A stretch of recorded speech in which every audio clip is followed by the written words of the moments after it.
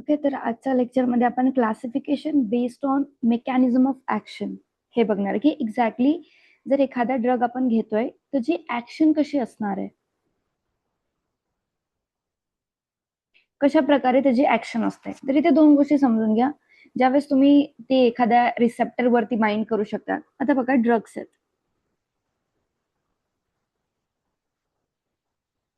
एखादा ड्रग आहे तो एकदा एखाद्या रिसेप्टर वरती जाऊन बाइंड करतोय, इथे बाइंड करेल, किंवा एखादे एन्झाईम्स आहेत बॉडीमध्ये, त्यांना सिंथेसाइज होण्यापासून काय करणारे, स्टॉप करणारे.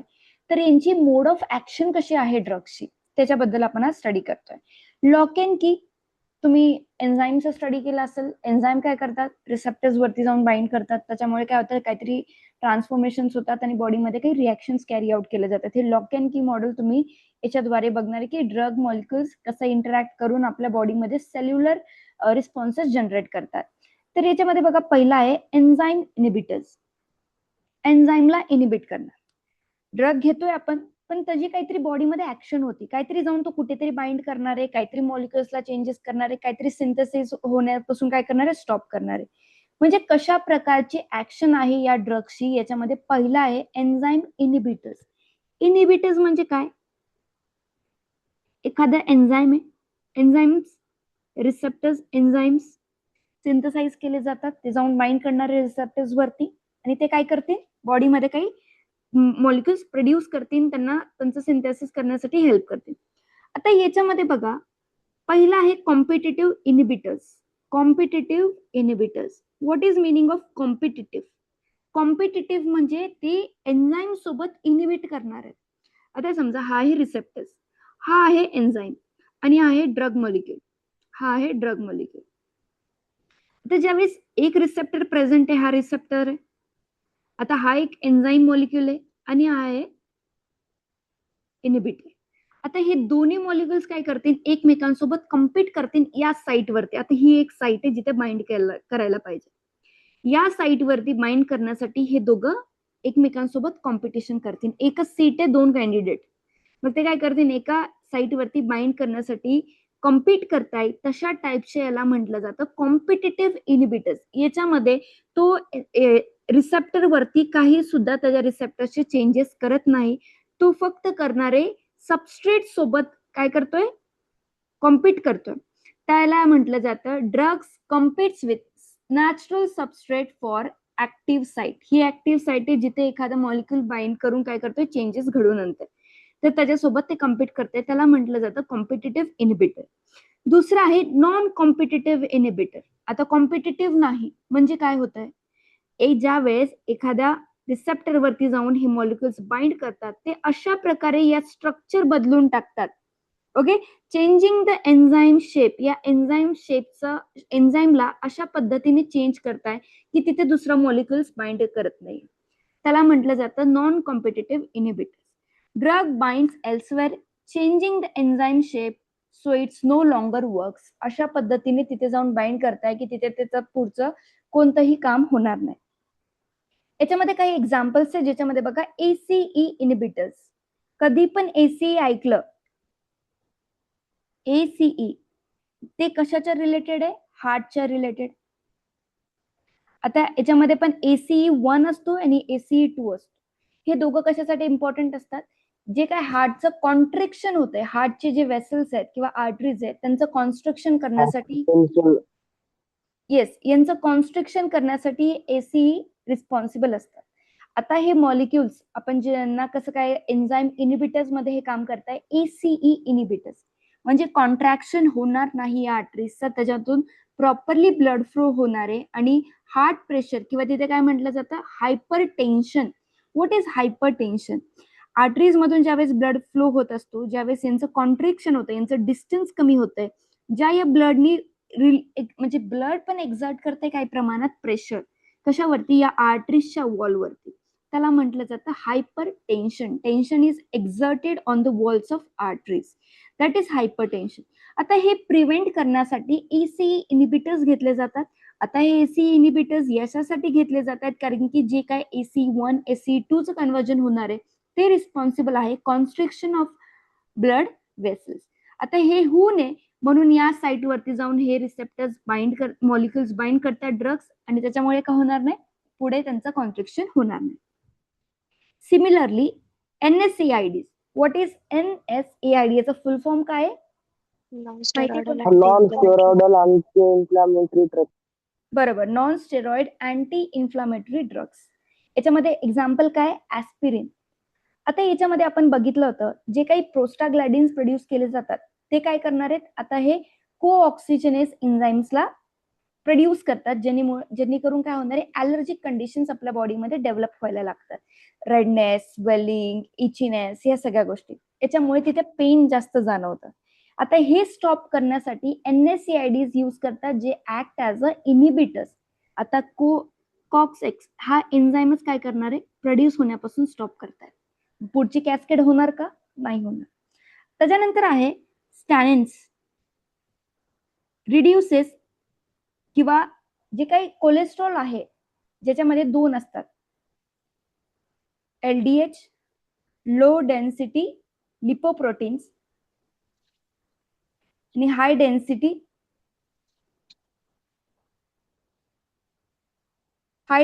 लिपोप्रोटीन्स. आता याच्यामध्ये काय आहे, कोणतं बॉडीसाठी चांगलं नाही, तर ते असतात LD, लो डेन्सिटी लिपोप्रोटीन्स. हे बॉडीसाठी चांगले नसतात, तर ह्याचं रिड्यूस करण्याचं काम हे स्टॅनिन्स करतात. ओके, स्टॅनिन्स काय करणार आहे, LDL ला परत HDL मध्ये कन्वर्ट करतात, जेणेकरून आपल्या बॉडीमध्ये ते act as a good cholesterol म्हणून करतात. त्यानंतर आहे रिसेप्टर ॲगोनिस्ट. समजून घ्या, रिसेप्टर ठीक आहे, रिसेप्टर वरती जाऊन बाइंड करताय, पण व्हॉट इज ॲगोनिस्ट? इथे 2 कन्सेप्ट आहेत, ॲगोनिस्ट आणि अँटॅगोनिस्ट. ज्या वेळेस एखादा मॉलिक्यूल, समजा हा रिसेप्टर आहे, एखाद्या रिसेप्टर वरती एक मॉलिक्यूल जाऊन बाइंड करतोय आणि ती रिॲक्शन कॅरीड आउट होतीये प्रॉपर पद्धतीने, त्याला म्हटलं जातं ॲगोनिस्ट. आणि तिथेच जर एखादा मॉलिक्यूल एखाद्या रिसेप्टर वरती जाऊन बाइंड करतोय आणि ती रिॲक्शन फर्दर पुढे घेऊन जात नाही, त्याला म्हटलं जातं अँटॅगोनिस्ट. म्हणजे रिॲक्शन कॅरी आउट होती कोणामध्ये? ॲगोनिस्ट मध्ये. आता काही असे ड्रग्स असतात जे act as a agonist, reaction carry out करतात, म्हणजे सेल्युलर रिस्पॉन्सेस जनरेट करतात किंवा ऑन करतात, त्यांना म्हटलं जातं ॲगोनिस्ट. आता याच्यामध्ये बघा, हे रिसेप्टर्स तुम्हाला माहिती आहे, रिसेप्टर्स काय असतात, कोणत्याही ऑर्गन्स वरती, कोणत्याही साईट वरती असे प्रोटीन्स मॉलिक्युल्स असतात, ज्यांच्यावरती जाऊन एखादा मॉलिक्युल एन्झाइम जर बाइंड करतात, तर ते रिॲक्शन फर्दर कॅरी आउट करतात, ऍक्टिव्हेट करतात. ज्यावेळेस असे ड्रग्स असतात जे ऍक्ट करणार आहेत कशासारखे, ॲज अ एन्झाइम्स, आणि ते बाइंड करून सेल्युलर रिस्पॉन्सेस जनरेट करायसाठी हेल्प करतात, त्यांना म्हटलं जातं ॲगोनिस्ट. आता याच्यामध्ये एक एक्झाम्पल आहे सालब्युटॅमॉल. नावं लक्षात ठेवा, सालब्युटॅमॉल. मी तुम्हाला कालच्या लेक्चरमध्ये सांगितलं होतं की β1 आणि β2 आपण फर्दर लेक्चर्समध्ये तुम्हाला सांगते, आताच नको सांगायला, कारण की कन्फ्युजन वाढत जाईल. आता β2 रिसेप्टर्स 2 टाइप्स आहेत, β1 आणि β2. β2 रिसेप्टर्स कुठे प्रेझेंट असणार आहे? तुमच्या लंग्स मध्ये. आणि कालच आपण बघितलं होतं डायलेशन, ब्रॉन्को डायलेशन साठी हे इम्पॉर्टंट आहे. डायलेशन काय इम्पॉर्टंट आहे मी तुम्हाला सांगितलंय, कारण की याच्या थ्रू काय होणार आहे, जे काही तुमचं ब्रॉन्का आहे त्याच्यामध्ये डिस्टन्स वाढल्यामुळे प्रॉपर सप्लाय ऑफ ऑक्सिजन केलं जातं आणि नॉर्मल रिड्युसेस करतात ते टेन्शन, जी काय तुमच्या लंग्स वरच्या मसल्स वरती जे काही टेन्शन एक्झर्ट केलं जातं ड्यू टू ते, ज्यावेळेस कॉन्स्ट्रिक्शन होतं त्यावेळेस जास्त प्रमाणामध्ये, कंडिशन मध्ये, बरोबर, अस्थमाच्या कंडिशन्स मध्ये ही कंडिशन बघितली जाते, कारण की कॉन्स्ट्रिक्शन होतं. त्याच्यामध्ये जर सालब्युटॅमॉल दिलाय, तो ॲगोनिस्ट काम करणार आहे. कुठं काम करतोय? β2 रिसेप्टर्स वरती, आणि त्याच्यामुळे काय होणार आहे, डायलेशन होणार आहे, ब्रॉन्को डायलेशन. ओके, तर याच्यामध्ये बघता रिसेप्टर ॲगोनिस्ट म्हणून काम करता येते. Similarly morphine. मॉर्फिन आपल्याला काय माहितीये, कोणत्या टाइपचा ड्रग आहे मॉर्फिन? येस, अँटीपायरेटिक आहे, analgesic. अनाल्जेसिक. Yes, very good, analgesics आहे. आणि एनाल्जेसिक्सचं काय काम असतं? पेन रिलीफ करणं. Okay, pain relief. आता हा एक काय आहे, ॲगोनिस्ट आहे आणि म्यू ओपिओइड रिसेप्टर जे प्रेझेंट असतात त्याच्यावरती हा बाइंड करतोय, आणि त्याची फर्दर रिॲक्शनमुळे जे काही पेन कमी जाणवण्याची गोष्ट होते ती या मॉर्फिनमुळे होते, कारण की हे कसे ॲगोनिस्ट आहे. तुम्हाला ज्यावेळेस मी आयन चॅनल सांगेल, आयन चॅनल्स मध्ये तुम्हाला नक्की कळेल की एक्झॅक्टली होतंय काय. मॉर्फिन हा एक ॲगोनिस्ट आहे, म्यू ओपिओइड रिसेप्टर्स वरती जाऊन बाइंड करतो आणि पेन रिलीफ करण्याचं काम आहे, त्यालाच काय, एनाल्जेसिक्स म्हटलं जातं. Insulin act as agonist for insulin receptors to trigger glucose uptake. Okay, याच्यामध्ये पण समजून घ्या इन्सुलिन पण कसा आहे, एक अगोनिस्ट आहे. त्यानंतर आहे रिसेप्टर अँटॅगोनिस्ट. आता अँटॅगोनिस्टचं मी तुम्हाला कन्सेप्ट सांगितले. अँटॅगोनिस्ट असे असतात जे एखाद्या साईट वरती जाऊन काय करणारे, ब्लॉक करणारे, तिथे फर्दर रिॲक्शन होऊच देत नाही. म्हणजे बघा, नॉर्मल गोष्ट सांगते तुम्हाला मी, हा एक रिसेप्टर आहे. जर एखाद्या पेन जनरेशन साठी जर समजा इथे सोडियम आयन्स आहे, कॅल्शियम आयन्स, आता हे काय करतात, रिसेप्टर थ्रू आतमध्ये एंटर करायला लागतात. हे सेल्युलर मेम्ब्रेन आहे. ओके, या मेम्ब्रेन वरती हे रिसेप्टर प्रेझेंट आहे. हे रिसेप्टर आहे. बाहेरच्या साईडला काय, कॅल्शियम आयन्स आहे, सोडियम आयन्स आहेत. या सेल्सच्या आतमध्ये एंट्री केल्यानंतर हे सोडियम आयन, कॅल्शियम आल्यानंतर इथं त्यांचं कॉन्सन्ट्रेशन, सेलच्या आतमध्ये त्यांचं कॉन्सन्ट्रेशन काय व्हायला लागतं, वाढायला लागतं. ज्यावेळेस कॉन्सन्ट्रेशन वाढतं त्यावेळेस आपल्याला पेन फील होतं. ओके, एवढं समजून घ्या. पण इथे बाइंड झाल्यानंतर आता इथे आतमध्ये त्यांना जावं लागेल आणि मग ते सेलच्या आतमध्ये एंटर करते. आता याच्यासाठी बेस्ट मेकॅनिझम काय असणार आहे, अँटॅगोनिस्ट. जर अगोनिस्ट बाइंड झालं तर रिॲक्शन कॅरी आउट होतीये आणि रिॲक्शन झाल्यानंतर पेन फील होईल, पेन. आता याच्यासाठी वापरले जातात अँटॅगोनिस्ट. आता अँटॅगोनिस्ट काय करतात, एकच मिनिट. अँटॅगोनिस्ट जाऊन या साईट वरती बाइंड करते, इथे बाइंड करतील ते. आता बाइंड झालेत. आता सोडियम आयन्स, कॅल्शियम आयन्स आतमध्ये एंटर करतील का, नाही. जर झालंच नाही, ही पूर्ण रिॲक्शन होणार नाही, तिथे पेन फील होणार नाही. म्हणून ते काय करतील, एका रिसेप्टरला ब्लॉक करतील, जाम करतील. त्याच्यामुळे हा एक डोर आहे, दरवाजा आहे, ज्याच्या थ्रू ते मॉलिक्युल्स एंटर करणार नाही. याच्यामध्ये एक्झाम्पल्स आहेत बीटा ब्लॉकर्स. बीटा ब्लॉकर, आता तुम्ही बीटा ब्लॉकर 2 तिकडे बघितले होते, जे कुठे लंग्स मध्ये प्रेझेंट आहेत. आता हे बीटा ब्लॉकर रिसेप्टरला जाऊन काय करताय, ब्लॉक करतायत. तुम्ही ऍड्रेनालिन ऐकलं असेल, हा एक हॉर्मोन आहे. ऍड्रेनालिन इज अ हॉर्मोन. याच्याद्वारे काय होतं, ठीक आहे, मला सांगा ऍड्रेनालिन कोणी सिक्रेट केला जातो, ऍड्रिनल ग्लँड. ऍड्रिनल ग्लँड्स आपल्या किडनीच्या वरती एक कॅप लाईक स्ट्रक्चर प्रेझेंट असतात, यांच्याद्वारे हा हॉर्मोन सिक्रेट केला जातो. अचानकपणे धडधड वाढणे किंवा छातीत धडधड धडधड, ती जी भीती आहे ती कोणाद्वारे होती, या ऍड्रिनल हॉर्मोनमुळे. अजून पण म्हटलं जातं फाईट हॉर्मोन. अचानकपणे आपण अशी ऍक्टिव्हिटी करतो जी आपल्याला नॉर्मल कंडिशन्स मध्ये जाणवत नाही की आपण अशी करू शकतो.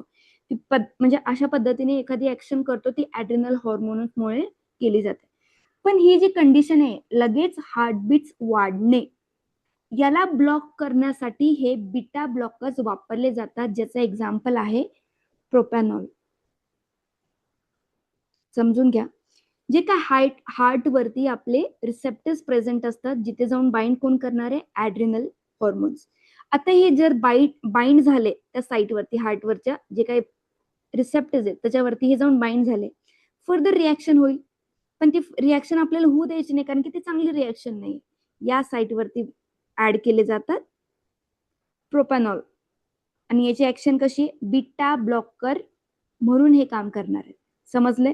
सिमिलरली अँटीहिस्टामाइन्सच्या वेळेस जी काही हिस्टामाइन्स आहेत रिसेप्टर, त्याच्यावरती जाऊन हे अँटीहिस्टामाइन्स बाइंड करतात, जेणेकरून बॉडीमध्ये ॲलर्जिक रिॲक्शन, इचिंग, रेडनेस हे होणार नाही तिथे. त्याच्यानंतर आहे naloxone. Blocks opioid receptors to reverse and overdose एखाद्या ड्रग्सचा झाल्यानंतर, आता फार्मास्युटिकल ड्रग्स नाही पण जे अब्युसिव्ह ड्रग्स आहेत त्याच्यामध्ये जर ओव्हरडोस झालेला असेल तर नॅक्झोलोन वापरले जातात, जे ओपिओइड रिसेप्टर्स वरती जाऊन बाइंड करणार आहे.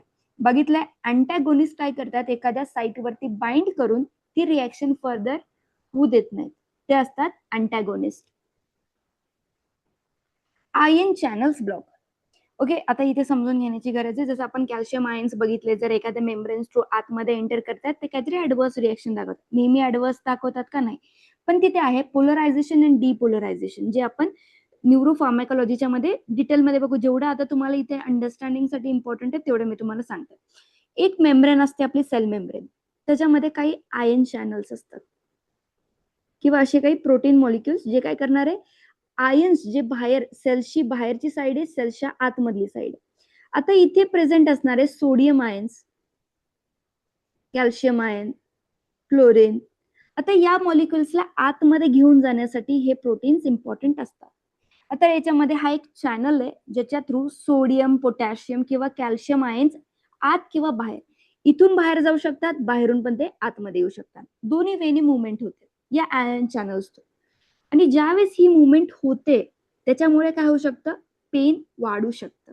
ओके, तिथे डिपोलरायझेशन, पोलरायझेशनच्या कंडिशन्स निर्माण होतात. आता हे ड्रग्ज जे आहेत ज्यांना काय म्हटलं जातं, आयन चॅनल ब्लॉकर.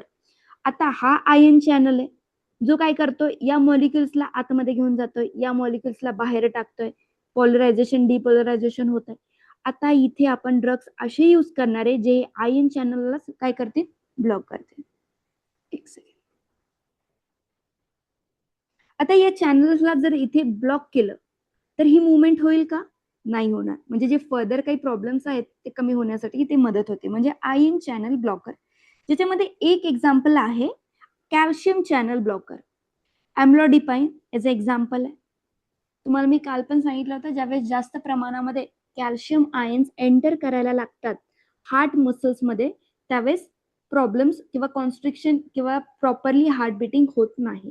ज्यावेळेस हार्ट वरती जे रिसेप्टर्स प्रेझेंट असतात, कॅल्शियम आयन्स ज्यावेळेस ते जास्त प्रमाणामध्ये मसल्समध्ये एंटर करतात, ती एक प्रॉब्लेमॅटिक कंडिशन असू शकते. तर यासाठी इम्पॉर्टंट आहे कॅल्शियम चॅनल ब्लॉकर, जे कॅल्शियमच्या इथे जाऊन बाइंड करतील आणि कॅल्शियमची मुवमेंट आतमध्ये होऊ देत नाही. Relaxes blood vessels by blocking calcium entry into the muscles. Similarly sodium channel blockers, जसं तुम्ही कॅल्शियमचे इंटेक, आता हार्टसाठी कॅल्शियम खूप इम्पॉर्टंट आहे बघा, जास्त प्रमाणामध्ये पण नाही, कमी प्रमाणामध्ये पण नाही. तुम्ही असे काही पेशंट्स बघितले असतील ज्यांना काय असतं, एन्जिनियाची कंडिशन असते. एन्जिना म्हणजे चेस्ट पेन. अँजिनाची कंडिशन असेल त्याच्यामध्ये एक प्रॉब्लेम काय असू शकतं, त्यांच्यामध्ये कॅल्शियम कमी असल्यामुळे पण अँजिना त्यांना जास्त प्रमाणामध्ये जाणवतो. तर याच्यामध्ये जास्त प्रमाणामध्ये कॅल्शियम इंटेक करणं किंवा हार्ट मसल्समध्ये जाणं सुद्धा हार्मफुल आहे, पण कमी असणं पण तेवढंच हार्मफुल आहे. अंजिना टाईपच्या कंडिशन तिथे निर्माण होतात. म्हणून नॉर्मल लेवल ऑफ कॅल्शियम हे मेंटेन करणं गरजेचं आहे. इथे कॅल्शियम चॅनल ब्लॉकर्स कशा पद्धतीने काम करताय तुम्ही बघितलंय. त्यानंतर सोडियम चॅनल ब्लॉकर, याचं एक्झाम्पल आहे लिडोकेन.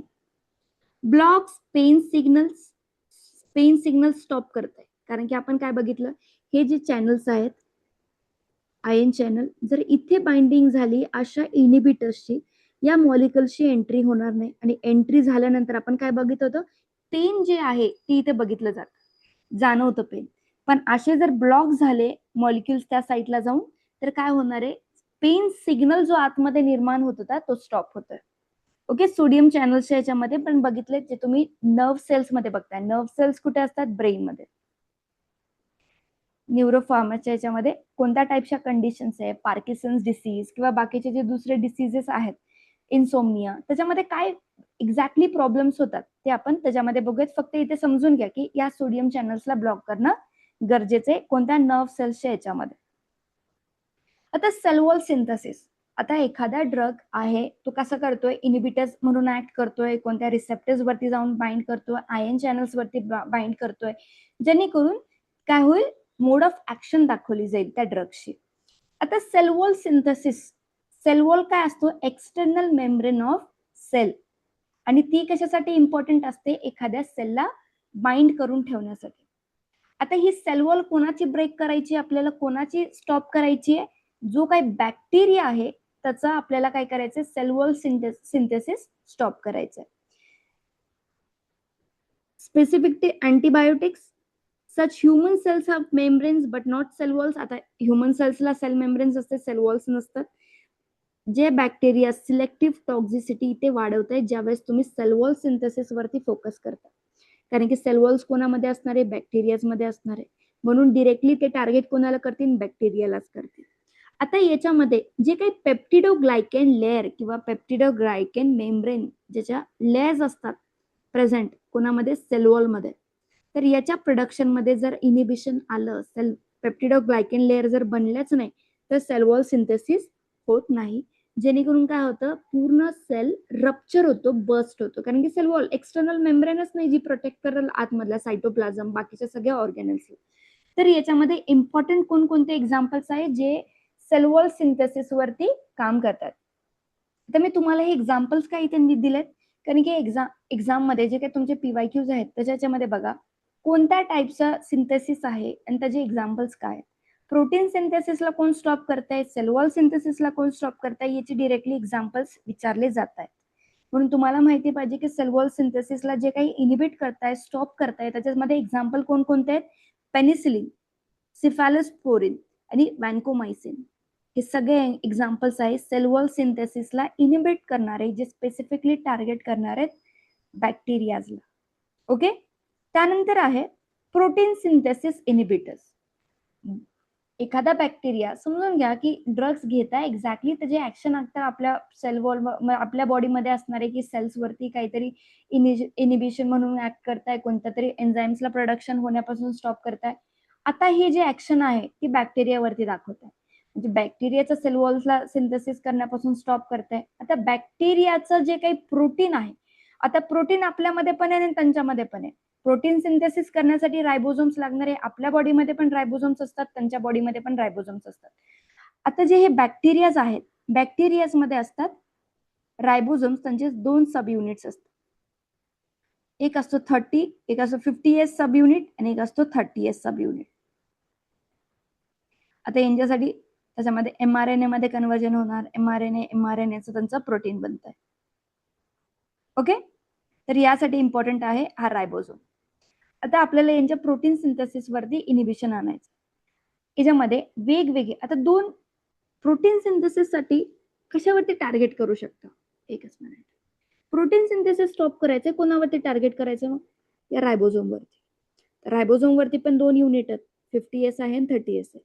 जे काही टेट्रासायक्लिन आहेत ते कशावरती काम करतील, 30S ला बाइंड करतील आणि त्याचं प्रोटीन सिंथेसिस होऊ देत नाही.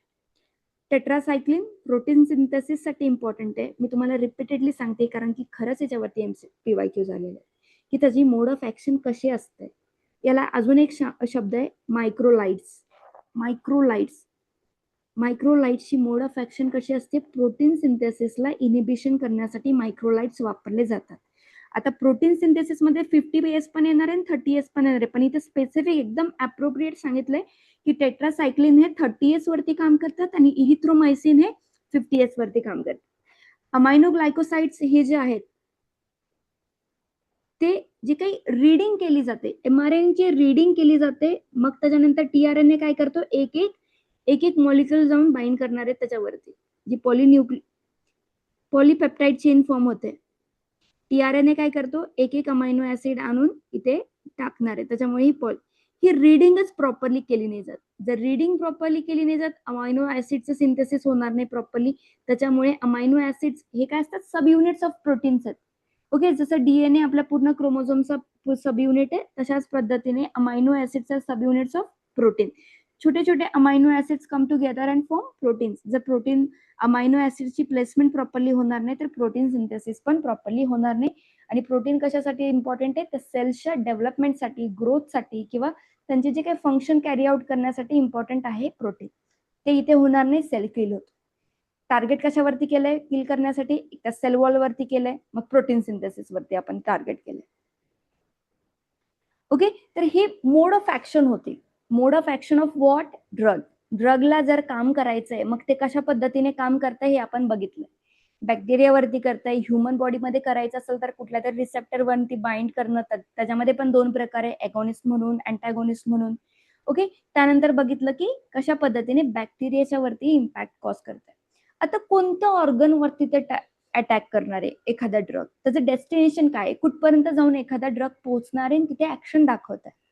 तर याच्या बेसिसवरती तुम्ही क्लासिफाय केलंय CNS, म्हणजे काय, सेंट्रल नर्वस सिस्टीम वरती ते काम करणार आहे.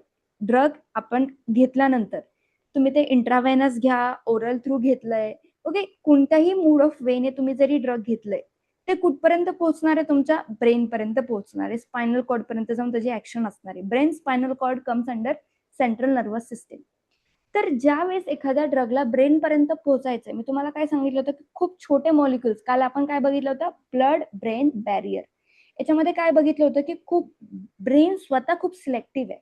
आपली बॉडी जशी सिलेक्टिव्ह आहे, मी तुम्हाला काल सांगितलं होतं की लिपिड सोल्युबल असायला पाहिजे एखादा ड्रग, त्याच पद्धतीने वॉटर सोल्युबल पण असला पाहिजे, जेणेकरून आपल्या बॉडीच्या बाहेर तो टाकला जाईल. नाहीतर काय होतं, ड्रग आपल्या बॉडीमध्ये सॅच्युरेट व्हायला लागतो, टॉक्झिसिटी डेव्हलप होते, आणि हे कोणामध्ये बघितले जातं, जे काही म्हातारे लोक असतात त्यांचं रिनल फंक्शनिंग एवढं, किडनी चांगलं फंक्शन नाही करत, तर यांच्यामध्ये ही टॉक्झिसिटी डेव्हलप व्हायला लागते जर हायर डोसेस त्यांना दिले तर.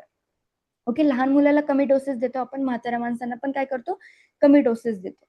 तर त्याच्यासाठी बघा, लिपिड सोल्युबल असणं ड्रग इम्पॉर्टंट आहे. त्याच्यामध्ये पण तुम्ही जर ब्लड ब्रेन बॅरियर बघत असाल तर जास्तीत जास्त जेवढा स्मॉलर मॉलिक्युल असेल तेवढा तो काय करतो, आपल्या ब्रेनमध्ये एंटर करू शकतो.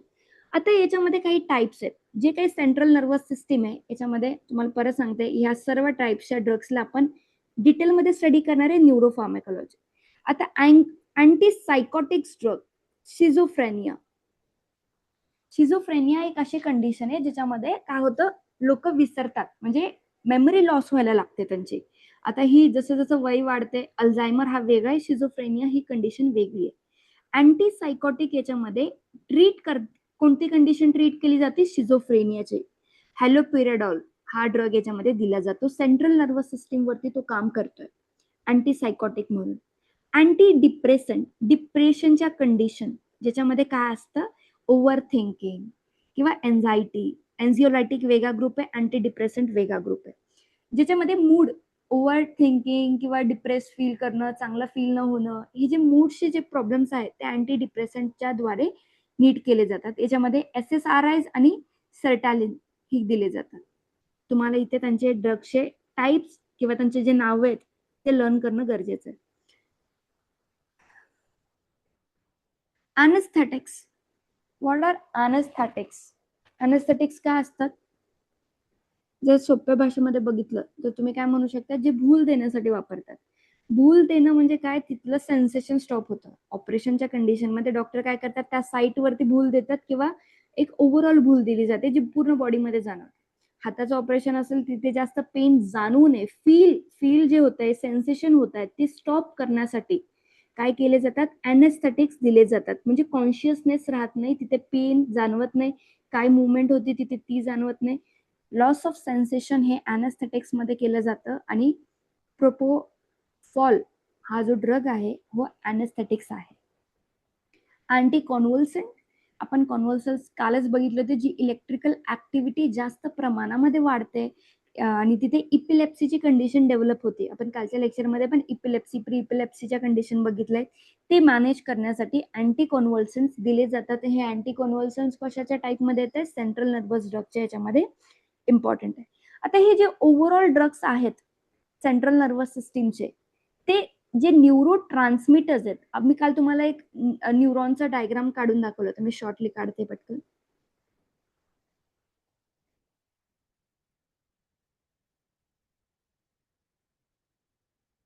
बघा हा एक न्यूरॉन आहे, हा न्यूरॉन जे डेंड्रिकल्स आहेत. आता आता हे जे डेंड्रिकल्स आहेत या न्यूरॉनच्या या स्पेसमध्ये अटॅच्ड असतात, म्हणजे हे कनेक्टेड असतात. याला सिनॅप्स म्हटलं जातं. ही जो गॅप आहे याला म्हटलं जातं सिनॅप्स. जिथे जिथे काय केलं जातं, इकडून जे न्यूरो ट्रान्समिटर मॉलिक्युल्स रिलीज केले जातात ते या स्पेसमध्ये या मॉलिक्युल्स वरती जाऊन ऍड करतात, एंटर करतात. याच्याद्वारे काय केलं जातं, आपल्या पूर्ण बॉडीमध्ये एक मेकॅनिझम फॉर्म आहे, म्हणजे एका न्यूरॉन कडून दुसऱ्या न्यूरॉनकडे, दुसऱ्या न्यूरॉन कडून तिसरे, खूप क्विक ऍक्शन असते ही. म्हणजे न्यूरो ट्रान्समिटर रिलीज करून दुसऱ्यामध्ये घेतले जातात. याच्यामध्ये आहे डोपामाइन, सेरोटोनिन, हे सगळे काय, गॅबा, हे सगळे न्यूरो ट्रान्समिटर आपण स्टडी करणार आहे डिटेलमध्ये, जे एका मॉलिक्युल मधून, एका नर्व्ह मधून रिलीज केले जातात, दुसऱ्यामध्ये एंटर करतात आणि त्याच्यामुळेच आपल्या बॉडीमध्ये जे काही feelings of happiness, sadness, over thinking, mood जे चेंजेस आहेत ते या न्यूरो ट्रान्समिटरमुळेच होतात. आता ह्या सर्व गोष्टी तुम्ही सेंट्रल नर्वस सिस्टीमच्या याच्यात स्टडी करता. म्हणजे एखादा ड्रग ज्यावेळेस सेंट्रल नर्वस सिस्टीम वरती इम्पॅक्ट करणार आहे त्याच्यामध्ये त्याचे ऍक्शन कोणत्या कोणत्या असतात आणि याच्यामध्ये कोणकोणते ड्रग्स येतात हे आपण इथे बघितलं.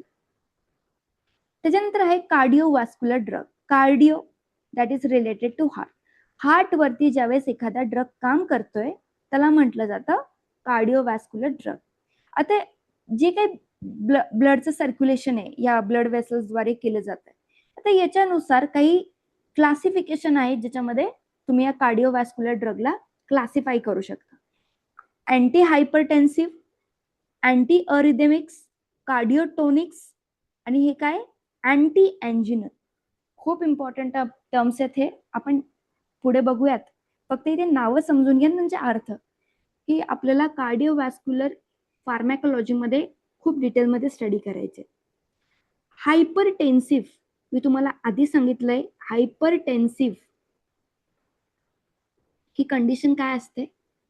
जास्त टेन्शन वाढणं. हायपर मीन जास्त, टेन्शन, टेन्शन म्हणजे काय? काहीतरी फोर्स जनरेट होतोय.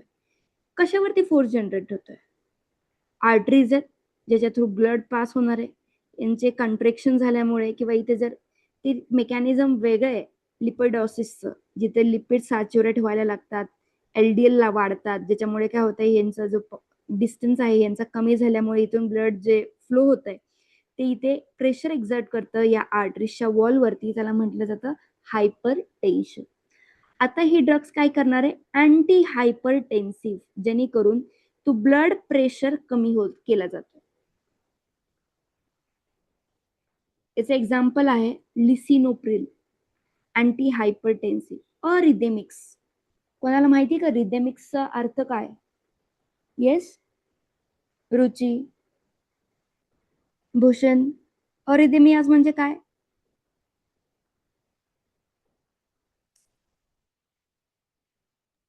Irregular heartbeat. इरेग्युलर हार्टबीट मध्ये बघा एक्झॅक्टली होतंय काय? इरेग्युलर हार्टबीट बरोबर आहे, पण अरिदेमिया ही अशी कंडिशन असते ज्याच्यामध्ये कधी कधी खूप कमी हार्टबीट होतात, कधी कधी काय होतात, खूप जास्त हार्टबीट्स वाढतात. म्हणजे जर 60हून कमी असतील तर त्याच्यामध्ये म्हटलं जातं की ती कोणती कंडिशन आहे? ब्रॅडिकार्डिया. आणि जर खूप जास्त प्रमाणामध्ये टॅचिकार्डिया. आता याच्यामध्ये काय होत राहतं? फ्लक्च्युएशन जास्त होत. एक नॉर्मल कंडिशन कधीच नसते. ब्रॅडिकार्डिया आहे किंवा टॅचिकार्डिया एकच कंडिशन आहे लॉंग टाइम साठी असं नसतं. फ्लक्च्युएशन्स होत राहतात. कधी कधी खूप जास्त होती, कधी कधी खूप कमी होते. That is arrhythmia. Anti arrhythmia हे असे ड्रग्स असतात जे इरेग्युलर हार्टबीट्स, म्हणजे त्याच्यामध्ये तुम्ही बघितलंय टॅची आणि ब्रॅडिकार्डिया, या दोघांना मेंटेन करण्यासाठी किंवा नॉर्मल हार्ट रेट करण्यासाठी हे अँटी अरिदेमियाज वापरले जातात. अँटी हायपरटेन्सिव्ह टेन्शन कमी करण्यासाठी, अँटी अरिदेमियाज जी काही रिदम ऑफ हार्ट आहे तो मेंटेन करण्यासाठी किंवा करेक्ट करण्यासाठी, जी अरिदेमियाज मध्ये डेव्हलप होतात. आता याच्यामध्ये काय आहे? ॲमिओडॅरोन हे एक्झाम्पल आहे अरिदेमिक्स मध्ये. आता कार्डिओटोनिक्स, जे काही to increase the force of heart contraction, डिगॉक्झिनचा हा एक्झाम्पल आहे. हार्ट कॉन्ट्रिक्शन साठी डिगॉक्झिन वापरलं जातं. त्याच्यानंतर आहे अँटी अँजिना. अँजिना मी तुम्हाला सांगितलं, अँजिना अशी कंडिशन असते, आता एकतर हार्टचा जो काही प्रॉब्लेम असतो तो आपल्या नॉर्मली कशावरती असतो? लाईफस्टाईल वरती, म्हणजे कोणता काही कम्युनिकेबल डिसीज नाही हार्टच्या रिलेटेड. तर हे तुमचा एकतर कशामुळे असतं? लाईफस्टाईल, तुम्ही कशा पद्धतीने डाएट घेताय, डाएट किंवा तुमची फॅमिली हिस्ट्री काय आहे हार्टच्या रिलेटेड, जर बीपी असेल किंवा काही पेशंट्समध्ये काय असतात heart related problems, cholesterol level जास्त असतात, जे काही हार्टचे प्रॉब्लेम्स आहेत it comes under non communicable diseases. याच्यामध्ये एक टाईप आहे अँजिना. अँजिनामध्ये कॉन्स्टंटली चेस्ट पेन होणं, त्यांना बीपी नसतो, त्यांच्या काही अरिदेमियाच्या कंडिशन्स नसतात, पण चेस्ट पेन जाणवतात, दॅट इज अँजिना. आता याच्यामध्ये अँटी अँजिनल्स असे ड्रग्स आहेत जे काय करतात? चेस्ट पेन कमी करतात. आता चेस्ट पेन कशामुळे होत आहे? जर हार्टला प्रॉपरली ऑक्सिजन सप्लाय होत नसेल तर हार्ट पेन होणार आहे किंवा सॉरी चेस्ट पेन होणार आहे. ओके, दॅट इज अँजिना, जर ऑक्सिजन सप्लाय हा इनफ नसेल तर. आता अँटी अँजिनल काय करतात? ऑक्सिजन सप्लाय करण्यासाठी हेल्प करतात. कंडिशन समजून घ्यायची तुम्हाला, का होत आहे? ऑक्सिजन सप्लाय होत नाही म्हणून होत आहे. आणि याच्यामध्ये अँटी, जिथे जिथे अँटी आहे ते करेक्शनसाठी आहे. ह्या कंडिशन करेक्ट करण्यासाठी अँटी ड्रग्स कोणतेही अँटी अँजिनल, अँटी अरिदेमियास हे तो प्रॉब्लेम करेक्ट करण्यासाठी घेतले जात आहे. आता जो ऑक्सिजन सप्लायचा प्रॉब्लेम होता त्याला करेक्ट केला जात आहे अँटी अँजिनल, प्रॉपरली सप्लाय होणार आहे. पण याच्यासाठी एक खूप इम्पॉर्टंट क्वेश्चन आहे जो एक PYQ सुद्धा आहे. याला म्हटलं जातं नायट्रोग्लिसरीन. हा एक्झाम्पल आहे ज्याचं काम असणार आहे अँटी अँजिनल, जो ब्लड डायलेशन किंवा वेसल डायलेशन करतो, जिथे ऑक्सिजन सप्लाय प्रॉपरली होईल, ब्लड सप्लाय प्रॉपरली होणार आहे. आणि त्या अँजिनाच्या कंडिशन्स रिड्यूस केले जातात. Optimize cardiac output and maintain vascular health. Cardiac output म्हणजे हार्ट रेट प्रॉपर राहिली पाहिजे, हार्ट मसल फंक्शनिंग प्रॉपर राहिलं पाहिजे, याच्यासाठी कार्डिओवॅस्क्युलर ड्रग्स हे घेतले जातात. ओके, त्यानंतर आहेत गॅस्ट्रो इंटेस्टिनल ड्रग. ज्या पद्धतीने एखाद्या ड्रगची ऍक्शन सेंट्रल नर्वस सिस्टीम वरती होतीये, दुसऱ्या ड्रगची ऍक्शन कोणावरती होतीये, हार्ट वरती होतीये. कार्डिओवॅस्क्युलर मध्ये बघितलं काही ड्रगची ऍक्शन ही गॅस्ट्रो इंटेस्टिनल वरती होते, किंवा जे काही तुमचा इंटेस्टिनल आहे जिथे डायजेशन होणार आहे त्याच्यावरती केली जाते. मग गॅस्ट्रो इथून ते इंटेस्टाईन पर्यंत कोण आहे? Oesophagus to colon. कोलॉन जे काय तुमचं स्मॉल इंटेस्टाईन आहे तिथपर्यंत जी काय ऍक्शन ऑफ ड्रग असणार आहे ते गॅस्ट्रो इंटेस्टिनल ड्रग्स मध्ये कन्सिडर केले जाते. अँटासिड्स.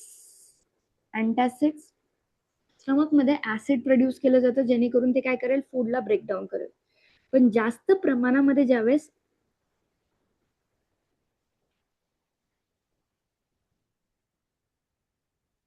एकच मिनिट,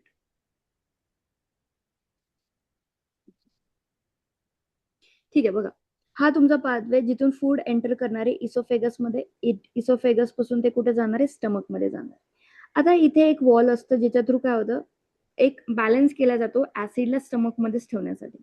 पण काही कंडिशन्स मध्ये काय होतं, जास्त आपलं स्टमक जर जास्त प्रमाणामध्ये ऍसिड प्रोड्यूस करत असेल तर ते काय होणार आहे, वरच्या साईडला जातं, इसोफेगस मध्ये एंटर करायला लागतं. त्याच्यामुळे काय होतं, हार्ट बर्निंग ही कंडिशन डेव्हलप व्हायला. आता या ऍसिडला कंट्रोल करण्यासाठी अँटासिड्स घेतले जातात किंवा H2 ब्लॉकर्स, जे काय करतील, स्टमक ऍसिडला रिड्यूस करतील किंवा नॉर्मलाइज करतील. याच्यामध्ये एक्झाम्पल आहे रॅनिडाइन आणि ओमिप्राझोल. यांचं एक्झाम्पल काय, हे कशासाठी वापरतात, ऍसिडला कंट्रोल करण्यासाठी ते असतील अँटासिड्स. रॅनिडॉन ही खूप खूप कॉमन मेडिसिन आहे जे अँटासिड्स म्हणून घेतली जाते.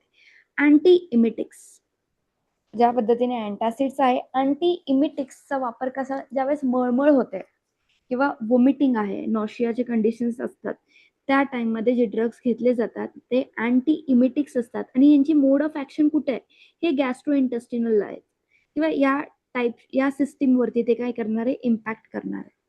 प्रिव्हेंट्स नॉशिया आणि वॉमिटिंग. ऑनिडोस्टेरॉन अँटीमिटिक्सचं एक्झाम्पल. लक्सेटिव्ह, काल पण सांगितलंय, जी काही बॉवेल मुवमेंट स्टॉप होते, कमी होते, खूप स्लो असते, त्याच्यामुळे काय होतं, कॉन्स्टिपेशन टाईपच्या कंडिशन निर्माण होतात बॉडीमध्ये. त्याच्यामुळे काय, properly body through waste material बाहेर पडणार नाही, खूप टाइम लागतो, त्याच्यामुळे काय होतं, कॉन्स्टिपेशनच्या कंडिशन्स दिसतात. याच्यामध्ये लक्सेटिव्ह काय करणार आहेत, बॉवेल मुवमेंटला हेल्प करतात, स्टूलला स्मूथ बनवून बाहेर टाकण्यास मदत करतात, जे असतात लक्सेटिव्ह. बॅसिकोडिल हा याचं एक्झाम्पल आहे, बॅसिकोडिल. आणि त्याचंच दुसरं जर रिव्हर्स बघितलं, अँटी डायरियल्स. डायरियाच्या कंडिशन मध्ये काय होतात, खूप जास्त प्रमाणामध्ये बॉवेल मुवमेंट होत असते. आता लक्सेटिव्हच्या याच्यामध्ये कॉन्स्टिपेशन बॉवेल मुवमेंट होत नाहीये, याच्यामध्ये डायरियाच्या कंडिशन मध्ये खूप जास्त काही खाल्लं तर ते काय केलं जातं, बाहेर फेकलं जातं बॉडीच्या. तर याच्यामध्ये बॉवेल मुवमेंट खूप फास्ट असते, ती कमी करण्यासाठी अँटी डायरियल्स घेतले जातात to slow down bowel movement. Okay, तर याच्यामध्ये काय इम्पॉर्टंट, जे काय तुमचं डायजेशन आहे, ऍसिडिटी आहे, waste elimination important. Right from food तुम्ही इंटेक केलंय, स्टमक मध्ये एंटर करताय, तिथून इंटेस्टाईन पर्यंत जाताय, जे काही पूर्ण हा जो ट्रॅक आहे पर्यंतचा, याच्यावरती जर एखादा ड्रग ऍक्शन दाखवत असेल त्याला काय म्हटलं जातं, गॅस्ट्रो इंटेस्टिनल ड्रग. त्याच्यामध्ये कोणकोणते असतात हे आपण काही एक्झाम्पल्स इथे बघितले. रेस्पिरेटरी ड्रग्स, जे आता रेस्पिरेटरी, डायजेस्टिव्ह सिस्टीम बघितली, रेस्पिरेटरी सिस्टीम वरती जर एखादा ड्रग काम करत असेल त्याला रेस्पिरेटरी ड्रग. स्पेसिफिकली कशावरती, लंग्स वरती किंवा ब्रॉन्कियल ट्यूब्स आहेत त्याच्यावरती इथे ऍक्शन दाखवणार. ब्रॉन्को डायलेटर्स, डायलेशन काय आहे, कशामध्ये वापरले जातात, मी परत रिपीट नाही करत, समजून घ्या. ओपन नॅरो, जी काही नॅरो झालेली असते त्याला ओपन करण्यास काम करतात. कॉर्टिकोस्टेरॉइड्स, जे काही इनहेल करणार आहेत, रिड्युसेस एअरवे इन्फ्लामेशन, जे इन्फ्लामेशन डेव्हलप होत आहे कॉर्टिकोस्टेरॉइड्स तुम्ही हे कशामध्ये बघितलंय? ॲलर्जिक रिॲक्शन्स मध्ये पण बघितलंय. इन्फ्लामेशन कमी करण्यासाठी वापरले जातात कॉर्टिकोस्टेरॉइड्स. एक्सपेक्टोरन्स हे काय करतील? Help thin and clear mucus. म्युकसमुळे जे काही ब्लॉकेजेस येतात त्याला क्लिअर आउट करण्यासाठी एक्सपेक्टोरंट्स वापरले जातात. अँटीट्युसिव्ह हे खूप इम्पॉर्टंट आहे. सप्रेस कफिंग, खूप जास्त प्रमाणामध्ये कफ व्हायला लागतो त्यावेळेस अँटीट्युसिव्ह दिले जातात. त्याला म्हटलं जातं कफ रिड्युसिंग ड्रग्स. आता हे जे काही ड्रग्स असतात यांचा जे मोड ऑफ ऍक्शन आहे ते एक्झॅक्टली कशावरती असते? जर हार्ट, जर तुम्ही लंग बघितलं, लंगचं काम काय आहे? ऑक्सिजन बॉडीपर्यंत घेऊन जाणं. त्याच्या व्यतिरिक्त अजून एक आहे, जे काही आपलं एकच टाईपचं लंग काढते मी, एक साईडचं ब्रॉन्काय, आणि ऍट द एंड काय असतात? अल्व्हिओलाय सॅक्स. अल्व्हिओलाय सॅक्स कशासाठी इम्पॉर्टंट आहे? अल्व्हिओलाय सॅक, या अल्व्हिओलाय सॅक्स थ्रू ऑक्सिजन एक्सचेंज केला जातो. आता इथे जे काही ब्लड वेसल्स आहेत, तुम्ही बघितलं असेल ज्यावेळेस डबल सर्क्युलेशन ऑफ हार्ट म्हणतो, ज्यावेळेस ब्लड हार्ट कडून येतं लंग्स कडे, लंग्स कडून परत हार्ट मध्ये एंटर करतं, म्हणून त्याला म्हटलं जातं डबल सर्क्युलेशन. आता लंग्स कडे कशासाठी जातं? हार्ट मध्ये आल्यानंतर पूर्ण बॉडीला सप्लाय करण्याच्या ऐवजी ते एकदा लंग्स कडे येतं, कारण की प्युअर झाल्यानंतर पण ऑक्सिजन त्याच्यामध्ये एंटर करणं गरजेचं आहे. त्यावेळेस जे ब्लड इथून सर्क्युलेट करणार आहे त्यावेळेस इथून CO2 त्यांच्यामध्ये ऍड केला जातो आणि जे काही ऑक्सिजन घेऊन आलेले आहेत ते आर्टरीज मध्ये टाकतात ऑक्सिजन. इथे ऑक्सिजनचा सप्लाय मेंटेन केला जातो. एक्सचेंज होणारे ऑक्सिजन, घेणारे ऑक्सिजन आणि रिलीज करणारे कार्बन डायऑक्साईड. ओके, हे इम्पॉर्टंट काम असतं रेस्पिरेटरी ड्रग्स मध्ये. एंडोक्राइन ड्रग्स, याच्यामध्ये काय आहे? दिस ड्रग्स मिमिक, इनिबिट और रेग्युलेट हार्मोन्स. हार्मोन्सला रेग्युलेट करण्यासाठी, इनिबिट करण्यासाठी किंवा मिमिक करण्यासाठी. कधी कधी काय होतं, बॉडीमध्ये एखाद्या टाईपचं हॉर्मोन जर प्रॉपरली नसेल तर त्या टाईपचं कंडिशन्स आपल्या बॉडीमध्ये, त्या टाईपच्या सिस्टीम प्रॉपरली फंक्शन करत नाही. ओके, तर तेच तुम्ही जर बघितलं असेल फिमेल्समध्ये काही कॉन्ट्रासेप्टिव्ह यूज केले जातात, ते या हॉर्मोन्सला काय करतात? मिमिक करतात, जेणेकरून पुढच्या कंडिशन्स प्रॉपर राहते. Endocrine glands like thyroid, pancreas, adrenals, यांना म्हटलं जातं एंडोक्राइन ड्रग्स. याच्यामध्ये आहेत अँटी डायबिटिक्स, इन्सुलिन और oral meds to regulate blood sugar. Anti diabetics कधी कधी एंडोक्राइन ड्रग्स मध्ये येतात, जे काय करणारे? इन्सुलिनला मिमिक करणारे, जेणेकरून काय करतात? ब्लड शुगरचे जे लेवल्स आहेत, ब्लडमध्ये शुगरचे जे लेवल्स आहेत त्याला मेंटेन करण्याचं काम करतात. Thyroid drug to treat hypothyroidism किंवा हायपरथायरॉइडिझम. हॉर्मोन कॉन्ट्रासेप्टिव्ह जे काही रिप्रोडक्टिव्ह सायकलसाठी इम्पॉर्टंट आहेत, प्रोजेस्टेरॉन, इस्ट्रोजन, जे काही एक टाइम असतो जिथे ह्या लेवल्स वाढल्या पाहिजेत. जर बॉडीमध्ये तेवढ्या टाईपच्या म्हणजे हॉर्मोन्स रिलीज केले नाही जात, त्यावेळेस हे कॉन्ट्रासेप्टिव्ह घेतले जातात, जेणेकरून जी रिप्रोडक्टिव्ह सिस्टीम आहे, त्यांचे जे सायकल आहे, मेन्स्ट्रुएशन सायकल्स आहेत, त्या प्रॉपरली काम कराव्या. त्याच्यानंतर आहे corticosteroids to replace supplements adrenal hormones. याच्यासाठी इम्पॉर्टंट आहे कॉर्टिकोस्टेरॉइड्स. जे काही बॉडीमध्ये हॉर्मोनल बॅलन्स पाहिजे याच्यासाठी हे ड्रग्स घेतले जातात, जे काय करणार आहेत? हॉर्मोनला रेग्युलेट करणारे. जर रेग्युलेशन होत नसेल तर त्यांची ऍक्शन करणारे, म्हणजे मिमिक्री करणारे. ते तसं काम नाही करणार, पण फक्त बॉडीमध्ये जिथे जिथे त्या हॉर्मोन्स लागणार आहेत त्यांच्यासारखं काम करण्याचे ऍक्शन करतात. Renal drugs, respiratory drug, central nervous सिस्टमचे drugs, heart cardiovascular drugs. Renal drugs कशाच्या रिलेटेड असतील? काय वाटतं तुम्हाला? Renal, renal is related to kidney. Yes. आता किडनीचे ड्रग्स काय करत असतील? काय इम्पॉर्टंट काम असणार आहे त्यांचं? एक तर डाययुरिटिक्स. किडनीचं one of the most important function आहे बॉडीमध्ये जे काही वेस्ट मटेरियल्स आहे त्यांना काढायचं, आणि जे काही आपल्या बॉडी थ्रू फ्लुइड जाणार आहेत त्याच्यामध्ये water, one of the most important water, त्यांना रिअब्झॉर्ब केलं जातं. जे काही वॉटर आहे त्यांना रिअब्झॉर्ब कमी कॉन्सन्ट्रेशन मध्येच रिलीज केलं जातं. कधी कधी जर किडनीचं फंक्शन चांगलं नसेल, बघा, किडनीचं जर फंक्शनिंग प्रॉपर नसेल तर आपल्या बॉडीमध्ये वॉटर, आपल्या बॉडी थ्रू वॉटर रिलीज केलंच नाही जात. खूप जास्त प्रमाणामध्ये ते काय करणार आहे, वॉटर आपल्याच बॉडीमध्ये सॅच्युरेट करायला लागतं, म्हणजे साठवायला लागतं. साठवल्यानंतर काय होईल, ते आपला काहीतरी बॉडीच्या पार्ट्समध्ये अक्युमुलेट होईल, साठायला लागेल बॉडीच्या ऑर्गन्समध्ये. तर त्याच्यामध्ये one of the most important आपले जे काही लिम्स आहेत, आपले पाय, त्याच्यामध्ये हे पाणी साठायला लागतं, जाडी दिसायला लागते. तर त्या कंडिशन्समध्ये हे डाययुरेटिक्स, ज्यांना काय म्हटलं जातं, अजून एक शब्द आहे डाययुरेटिक्सला, वॉटर पिल्स. हे ड्रग्स ज्यावेळेस घेतले जातात, बॉडी थ्रू हे फ्लुइड रिलीज केलं जातं, diuretics, to increase urine output. Urine ज्याच्यामध्ये फ्लुइड्स मध्ये वॉटर असणार आहे, हे आउटपुट वाढावं का, कारण की फ्लुइड रिलीज केले पाहिजेत आपल्या बॉडीतून, त्याच्यासाठी हे डाययुरेटिक्स घेतले जातात. आणि रिड्युसेस इडिमा. इडिमा मी सांगितलं होतं, इडिमा आणि इनेमा. इनेमा ही कॉन्स्टिपेशनच्या रिलेटेड आहे, इडिमा ही स्वेलिंगच्या रिलेटेड. कन्फ्यूज नका हो, इडिमा म्हणजे इन्फ्लामेशन आणि इनेमा इज रिलेटेड टू, ते लहान मुलांना मोस्टली दिला जातो. इनेमा तुम्ही टाइप्स ऑफ ड्रग्स मध्ये स्टडी कराल, त्याच्यामध्ये बघणार आहे तुम्ही ते कॉन्स्टिपेशन साठी कसं इम्पॉर्टंट आहे. इन्फ्लामेशन इज रिलेटेड टू इडेमा, ते कमी करण्यासाठी डाययुरेटिक्स हे दिले जातात. कधी कधी जर ब्लड प्रेशर तिथे वाढतो, कारण की सूज असेल तर ब्लड प्रेशरही वाढू शकतो. फ्लोरोसिमाइड ही इम्पॉर्टंट आहे.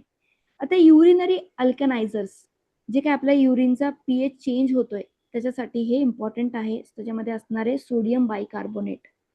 त्यानंतर आहे phosphate binders, often use in chronic kidney diseases to manage minerals level. हे बघा, आपल्या बॉडीला प्रॉपरली फंक्शन करण्यासाठी इलेक्ट्रोलाइट्स इम्पॉर्टंट आहेत. इलेक्ट्रोलाइट्स मध्ये काय येतं, सोडियम, पोटॅशियम, कॅल्शियम, हे सगळे आपल्या बॉडीमध्ये इलेक्ट्रोलाइट्स आहेत. एखाद्या व्यक्तीला चक्कर येते तर त्याच्यामध्ये काय होतं, त्याला आपण काय करतो, साखर टाकतो, त्याच्यामध्ये थोडं मीठ टाकतो आणि पाणी देतो, पाण्यासोबत देतो. तर याचं काम काय आहे, सोडियम आलं, शुगर मध्ये काय असणार आहे, ग्लुकोजचे मॉलिक्युल्स. मीठ ज्यावेळेस टाकतो, सोडियम आयन्स देतो त्याला. याच्या थ्रू काय होतात, आपल्या बॉडीची इलेक्ट्रोलाइट्स मेंटेन करण्यासाठी हेल्प होते. आता ज्या वेळेस आपल्या बॉडी थ्रू जास्त प्रमाणामध्ये इलेक्ट्रोलाइट्स रिलीज केले जातात, that is even harmful for our body. तर अशा क्रोनिक डिसीजेस मध्ये हे फॉस्फेट बाइंडर्स पोटॅशियम लेवल्सला मेंटेन करण्याचं, सोडियम लेवल्सला मेंटेन करण्याचं काम करतात, म्हणजे मॅनेजेस मिनरल लेवल्स. तुम्ही पुढे स्टडी कराल की अजून एक टाईप आहे याच्यामध्ये, potassium sparring, potassium sparing drugs. जे काय करणार आहे, पोटॅशियम कधी कधी ज्यावेळेस तुम्ही ड्रग्स घेता, त्याच्यामध्ये खूप जास्त प्रमाणामध्ये बॉडी थ्रू पोटॅशियम रिलीज केलं जातं. आता या टाईपच्या ड्रग्समध्ये पोटॅशियमला प्रिव्हेंट केलं जातं बाहेर जास्त पडण्यापासून, त्यांना म्हटलं जातं potassium sparing drugs. Okay, classification based on legal status. त्याच्यामध्ये तुम्ही बघाल की ओव्हर द काउंटर ड्रग्स काय आहेत किंवा प्रिस्क्रिप्शन ड्रग्स काय असतात, तर ते आपण उद्याच्या लेक्चरमध्ये बघूयात. आतापर्यंत जो काही पार्ट कव्हर करतोय तो समजतोय का सर्वांना? येस, एक सेकंड.